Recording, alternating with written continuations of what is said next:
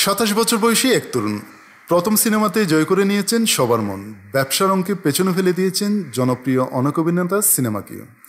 আহান পান্ডে তার নাম। যশ ফিল্মসের সাইয়ারা দিয়ে রাতারাতি তারকা বনে গেছেন আহান। ভারতীয় চলচ্চিত্রের ইতিহাসে সর্বোচ্চ ব্যবসা সফল প্রেমের গল্প হিসেবে জায়গা করে নিয়েছে সাইয়ারা।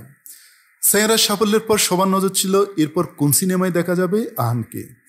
পিংবিলে গতকাল জানিয়েছে তার নতুন সিনেমার খবর। এবার পুরোপুরি প্রেমের গল্প নয়, আহানকে নিয়ে নতুন নিরীক্ষা করছেন আদিত্য চোপড়া। এবার তাকে নামাচ্ছেন অ্যাকশনে।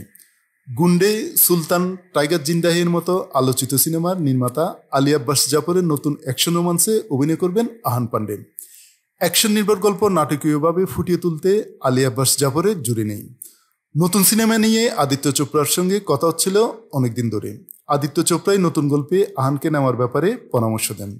সাইয়ারায় আহানের পারফরমেন্স ভালো লেগেছিল নির্মাতা, তাই তিনিও আগ্রহী হয়েছেন। জানা গেছে নতুন সিনেমার নাম এখনও ঠিক হয়নি, তবে চিত্রনাট্য চূড়ান্ত। সঙ্গীতের কাজও ইতিমধ্যে শুরু হয়ে গেছে। 2026 সালের প্রথম দিকে সিনেমার শুটিং শুরু পরিকল্পনা পরিচালক আলী ও প্রযোজক আদিত্যর।